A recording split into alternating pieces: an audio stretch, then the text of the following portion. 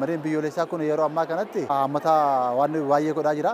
Yeroo ammaa kanatti as keessatti warroota hin barreessine, warroota qubee hin beekne hunda as keessatti hammatee akka carraa yaa'u garee tokko keessatti illee walitti dhufnee waan argaa jirru waan ta'eef anaaf akka dhuunfaa kiyyaatti hammataadha.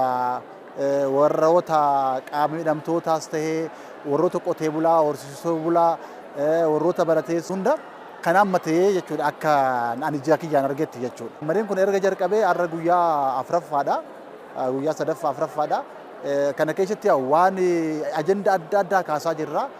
Yeroo tokko tokko tiimiin adda addaa kun, giruppiin adda addaa kun warroota waan ajendaa keessa hin jirin illee kaasaa jirra jechuudha. Maaliif kun carraadha. Biyyaafis carraadha, nuufis carraadha. Carraa kana keessatti immoo waan kaasuu qabnu hunda kaasuu waan qabnuuf warroota nu mari'achiisanis wal mari'achaa ajendaa kana keessatti akka carraa ajendaa amantaati kan nagahe.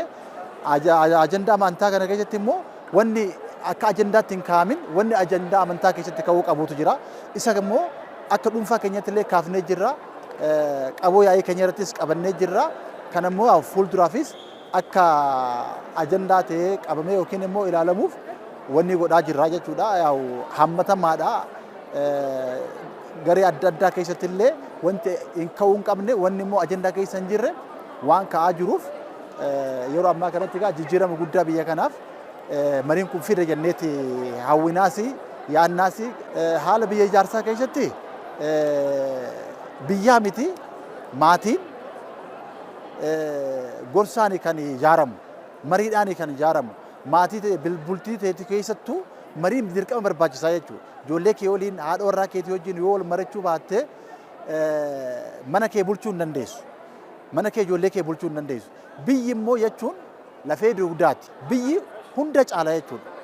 Ilaalcha keenya, ilaalcha siyaasaa ta'uu danda'a, ilaalcha amantaa ta'uu danda'a, ilaalcha adda addaa ta'uu danda'a. Kuni biyya hin caalu jechuudha. Ka caalu hundatti maali biyya.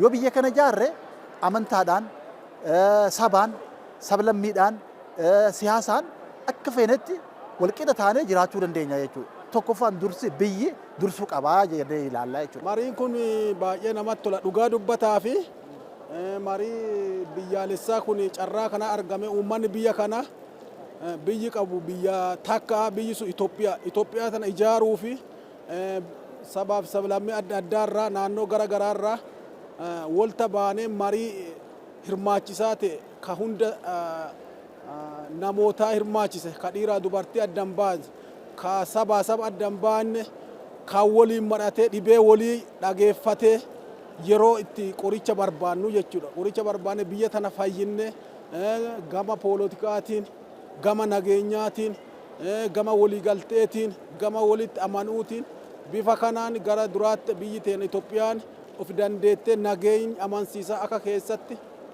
dhufuuf marii kana jalqabnee amma gidduu geenneerraa yoo rabbi jedhe nageenyi biyya teennaa hin dhufa jennee mar'achaa jirra.